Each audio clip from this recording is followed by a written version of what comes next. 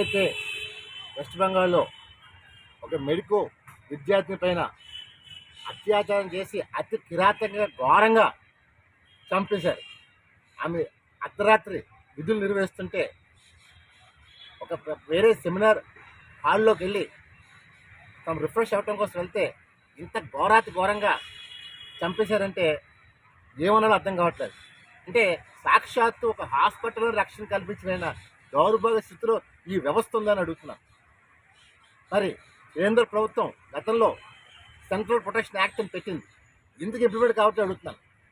అంటే ఈరోజు ఈ నిర్భయ చట్టాలు కానీ పెట్టింది అంటే ఏదైనా ఇష్యూ జరుగుతుంటే ఆ ఇష్యూని ప్రజల్ని డైవర్ట్ చేయడం కోసం చేస్తున్నారు తప్ప దీనిపైన ఎందుకు శ్రద్ధ చూపించట్లని చెప్పి తెలిసి ప్రశ్నిస్తుంది.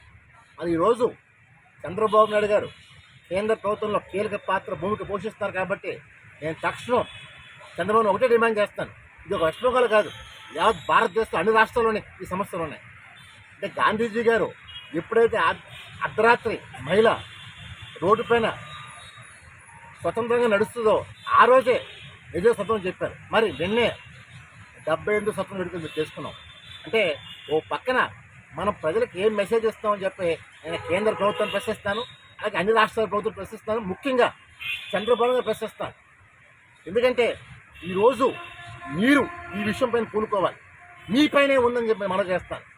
ఇవాళ ఎన్డీఏ ప్రభుత్వం ఏర్పడటం కారణం ప్రత్యేక భూమిక పోషించింది మీరే కాబట్టి దీనిపైన మీరు వెంటనే కేంద్ర ప్రభుత్వం పైన ఒత్తిడి తీసుకొచ్చి ఈ యాక్ట్ ఇంప్లిమెంట్ అయ్యేలాగా, మహిళా డాక్టర్లకి రక్షణ కల్పించేలాగా, లేకపోతే ముందు తల్లిదండ్రులు వాళ్ళ బిడ్డల్ని డాక్టర్ జీవితంగా భయపడే పరిస్థితి ఇస్తుంది. కొన్ని తరాల తర్వాత మహిళా వైద్యులు లేకుండా పోతారు. సో నేను ఒకటే పోతున్నాను చంద్రబాబు నాయుడు గారు, మీరు ఈ చేసే నిర్ణయం మనం ఉన్నా లేకపోయినా చరిత్రలో మిగిలిపోతాం. ఇది ఒక హిస్టారికల్ ఈవెంట్గా మారుతుంది చెప్తాను.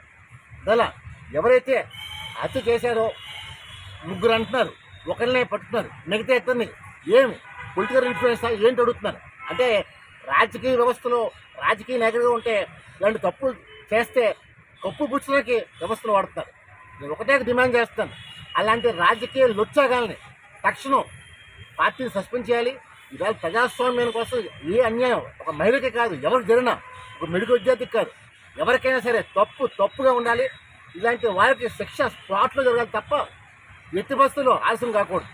అలా నేను కోరేది ఒకటి, చంద్రబాబు గారు తక్షణం మీరు కూడుకొని ఆంధ్రప్రదేశే కాదు అన్ని రాష్ట్రాల్లోనే న్యాయం జరిగేలాగా, ఆ కుటుంబానికి న్యాయం జరిగేలాగా చేయాల్సిన బాధ్యత మీపై మనం చేస్తాను.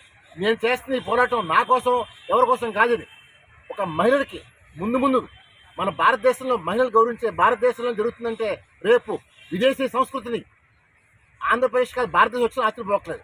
ఇవాళ డ్రగ్స్ మాఫ్ అయిపోయింది, అక్కడ ఆ ప్రిన్సిపల్ది బాధ్యత ఉందని చెప్పి ఆరోపణలు వస్తున్నాయి.